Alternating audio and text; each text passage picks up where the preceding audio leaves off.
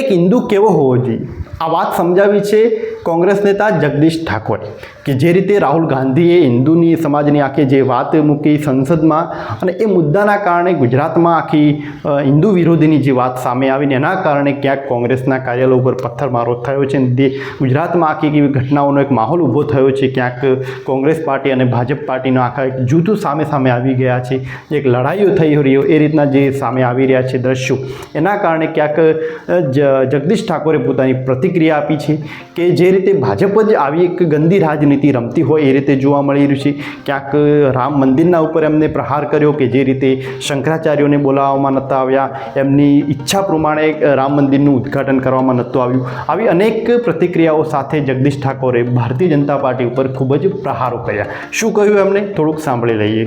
નમસ્તે સાથીઓ, 2 દિવસ પહેલા રાહુલજીએ લોકસભામાં જે વાત કરી છે એ સમગ્ર દેશમાં ચર્ચાનો વિષય બની છે।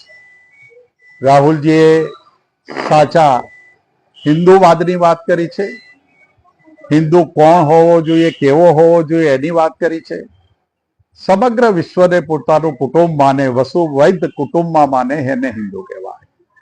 માનવતા, પ્રેમ, ભાઈચારાનો વ્યાપ વધારે એને હિન્દુ કહેવાય। ચારેય શંકરાચાર્યોના જે ધાર્મિક આદેશો આવે એ આદેશોને માનવા વાળો હિન્દુ કહેવાય। ક્યાંય કોઈને ડરાવે નહીં, કોઈને ધમકાવે નહીં, કોઈ ધર્મને દુભાવે નહીં। ચારેય શંકરાચાર્યોના જે મઠાધીશો છે અમારા, એ અમારા હિન્દુ ધર્મની પવિત્ર પરંપરાઓ જાળવીને ધર્મના આચરણ શીખવાડી રહ્યા છે। એના આદેશનું પાલન કરવા વાળા હિન્દુ હોવા જોઈએ। હિન્દુ એ તમામ ધર્મોને સાથે લઈને ચાલવા વાળા હિન્દુ હોવા જોઈએ।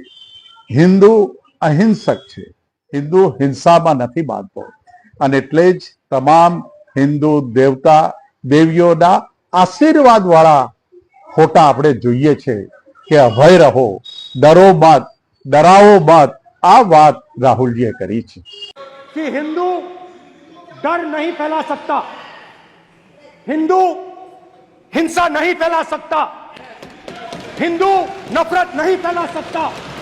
અને જે સાચી વ્યાખ્યા હિન્દુની આપી છે, સામે જે શક્તિઓ સામે રાહુલજી લડે છે, કોંગ્રેસ પક્ષ જે તાકાતોની સામે લડે છે, એ હિન્દુ ધર્મના નામે ગુંડાગીરી કરે છે, લોકોને દબાવે છે, ડરાવે છે, હિન્દુ ધર્મનો દુરુપયોગ કરીને સમાજને વિભાજિત કરે છે, ધર્મના નામે ધતિંગો કરાવે છે, ધર્મના નામે રામશેલાની યાત્રાઓ કરી અબજો કરોડો રૂપિયા ભેગા કરી ભ્રષ્ટાચાર કરી અને આવા તત્વો ધર્મની બરબાદી કરી રહ્યા છે। અને એટલે જ સમગ્ર દેશમાં હિન્દુ ધર્મ સાચો શું અને હિન્દુ ધર્મની આડ લઈને રાજનીતિ કરતા સમગ્ર હિન્દુસ્તાનના તમામ સમાજો, રીતિ રિવાજો અને જ્ઞાતિઓ છે એને છિન્ન ભિન્ન કરતી શક્તિઓની સામે આપણે સૌ તાકાતથી લડીએ, એ જ રાહુલજીનો સંદેશ છે। અને આપણે બધા જ આ વાતને સમજી વિચારી અને વધુમાં વધુ ફેલાવો કરીએ। જય હિન્દ સાથીઓ।